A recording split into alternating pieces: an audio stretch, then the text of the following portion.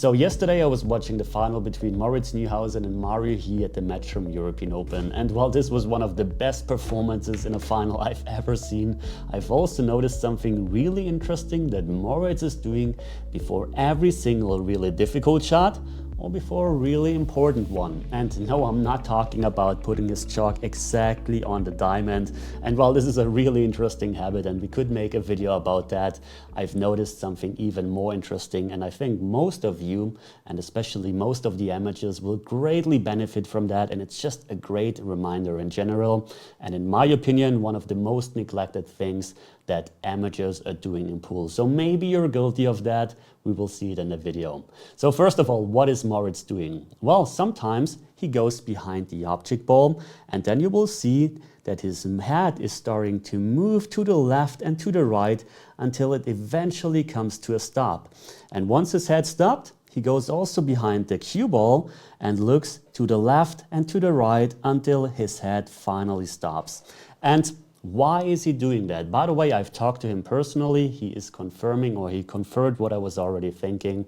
So really, really interesting. First of all, before I tell you why he's doing it that way, what is he actually doing at the table? Well, you will see him gathering information. And this is the most neglected thing that so many amateurs are doing, because I think most people, when they're playing pool, they think it's all about just playing the shot and they rush from shot to shot to shot.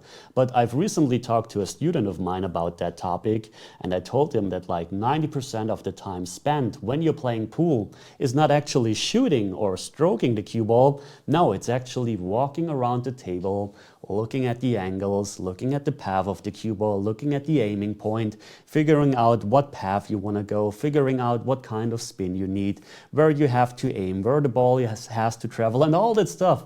And only when you gathered all that information, when you really made a clear plan, when you visualized how you want to solve that plan, or what kind of spin you need, or what kind of speed, only then you're going down on the shot, and then you're eventually stroking the ball. Yeah, I did play it a little bit two-way, was hoping to get the 8 in between. And this is also something Moritz told me, because I think he watched a video a couple of years ago where someone actually measured the time, how much time professionals spent walking around the table, preparing the shot, gathering information, visualizing. It was around 17 seconds, and only 4 seconds are spent when they actually down on the shot on average. And I think, to be honest, in reality, when you watch the amateurs play, it's actually vice versa. They spend way too little time walking around the table, visualizing, gathering information, and they spend way too much time when they're actually down in the shot and about to strike, because all of a sudden they're going down and then they're trying to find the point, they're changing the spin on the cue ball, they're changing the aiming line, they're even looking around and then they're pulling the trigger. And this is of course not what you want to do. So really important, great reminder, Moritz is gathering information. And what exactly does he want to know? Well, he wants to find, first of all, when he's going behind the object ball, he wants to find the contact point on the object ball. So the point where the cue ball needs to hit the object ball, that it goes into the pocket. And since he struggles sometimes to see that point right away, what he's doing is he's going to the left and sees, okay, this is way too far on the left, the ball is going to the short rail. Then he goes over to the right and he sees, okay, this is too far on that side, the ball is going to the long rail. And then he basically goes a little less to the right and to the left, and he just narrows the area down, he shrinks it down with that movement to the left and to the right until he feels like, okay, this now is the right point. And I do that similar, for example, when I'm playing kick shots.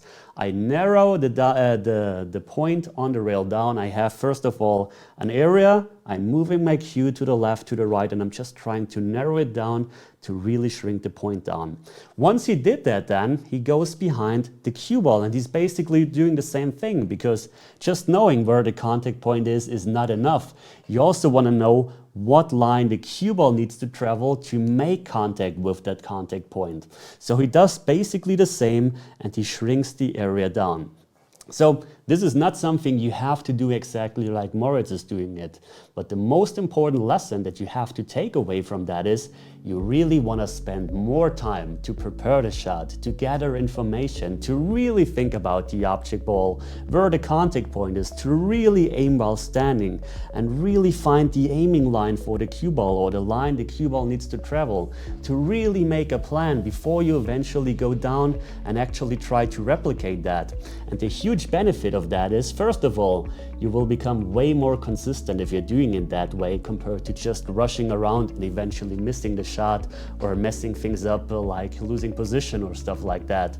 And you will also improve a lot faster because you really take the time to engage with all that stuff, right? Because you really try to find the object ball point and you really try to find the aiming line.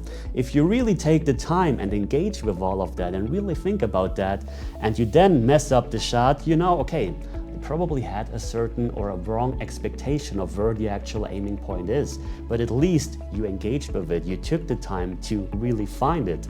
Imagine you're just rushing around the table, you're not really looking, you're just going down and you're really rushing things, then you will never really know if you perhaps had a wrong expectation or if you simply didn't take enough time. So this is why it's so important to spend the time before shooting the ball. So basic key takeaway: take more time when you're walking around the table before you eventually pull the trigger.